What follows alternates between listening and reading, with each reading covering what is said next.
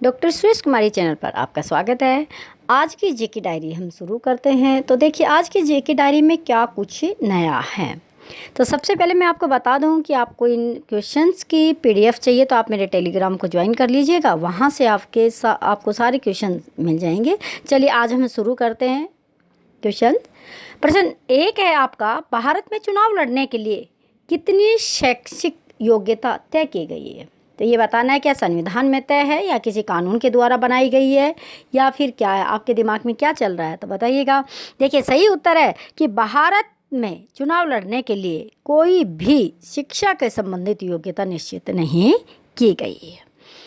Next है, चुनाव duty पर तैनात अधिकारी किसके नियंत्रण में काम करता है। किसके नियंत्रण में काम करता है, जो भी होगा चाहे वो किसी भी डिपार्टमेंट का होता है। तो देखिए चुनाव जो हमारा इलेक्शन कमीशन है उसके नियंत्रण में चुनाव होता है, और जो भी कर्मचारी किसी भी डिपार्टमेंट का इलेक्शन के समय काम करेगा तो वो निर्वाचन आयोग के नियंत्रण में क्या करेगा, काम में करेगा। आज के ज़्यादातर प्रश्न है हमारे डेमोक्रेसी के हैं, इस सिस्टम से हैं कि किस तरह से लोकतांत्रिक व्यवस्था में काम में किए जाते हैं। ध्यान दीजिएगा, आगे बहुत ही इंटरेस्टिंग प्रश्न होने वाले हैं।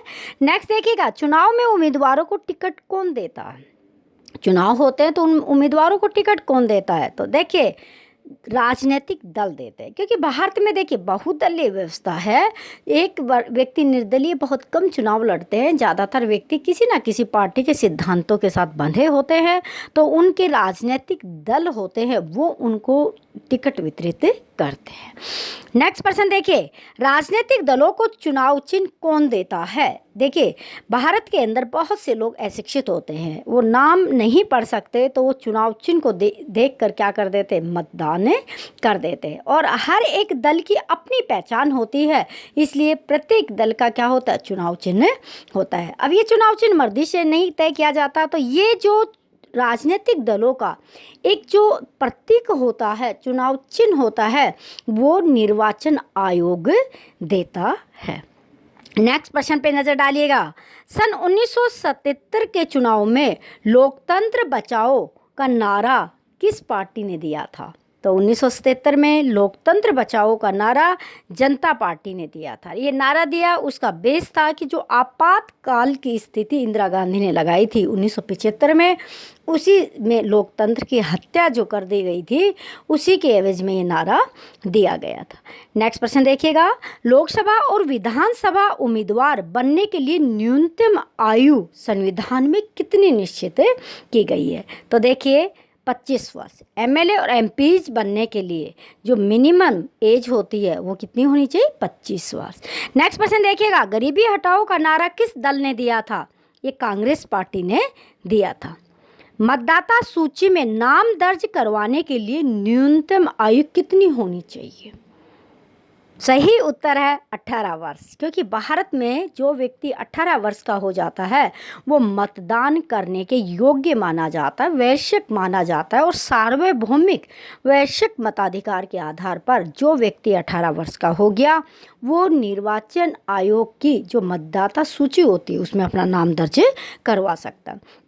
नेक्स्ट प्रश्न देखिएगा, भारत के किस राज्य में लोकसभा निर्वाचन क्षेत्रों की संख्या सबसे अधिक है। भारत के जितने भी राज्य हैं, 28 राज्य हैं, उनमें सबसे ज़्यादा लोकसभा के निर्वाचन क्षेत्र है तो वो है उत्तर प्रदेश।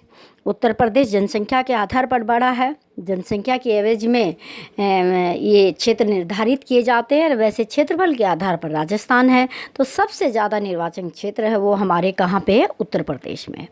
नेक्स्ट प्रश्न देखिएगा, लोकसभा के निर्वाचन क्षेत्रों की संख्या कितनी है। हमारी जो लोकसभा है उसमें चुनकर आने वाले सदस्यों की संख्या कितनी है, 543 है।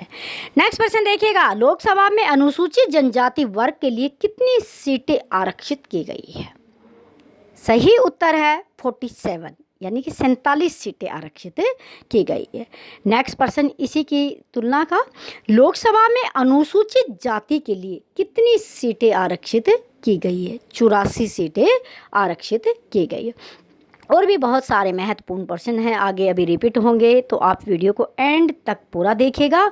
और टेलीग्राम के लिए आप मेरे टेलीग्राम का लिंक लेकर और उस पर सब्सक्राइब कर लीजिएगा, आपको सारे प्रश्नों की PDF वहाँ पे मिल सकती है।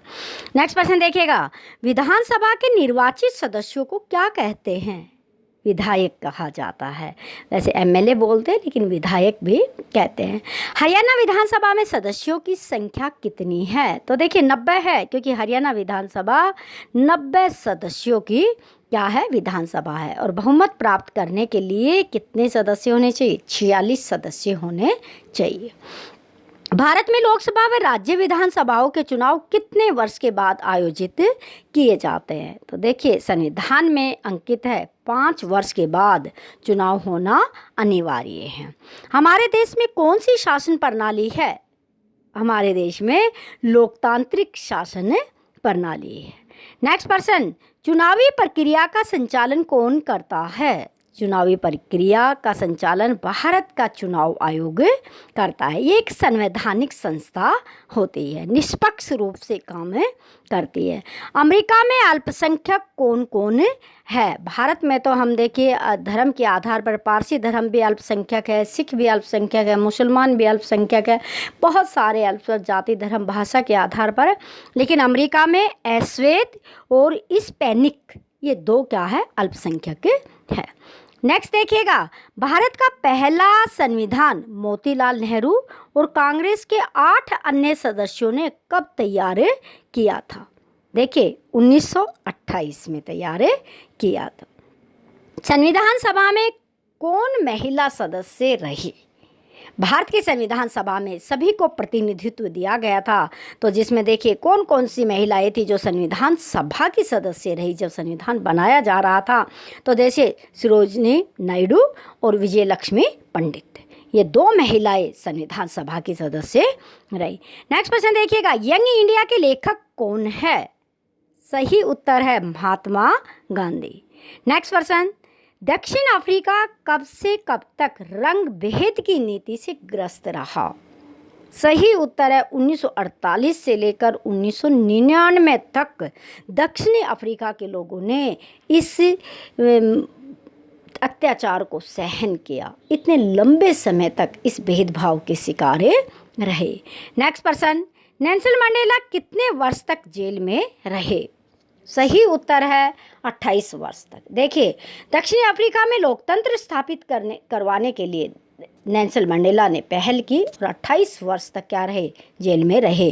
अंत में उनको सफलता मिली। राष्ट्रपति लोकसभा में कितने सदस्य मनोनीत कर सकता है? मात्र 2 सदस्य लोकसभा में मनोनीत कर सकता है। जब एंग्लो इंडियन जाति के सदस्य अगर चुनाव जीत कर नहीं आते तो उनको मनोनीत किया जा सकता है।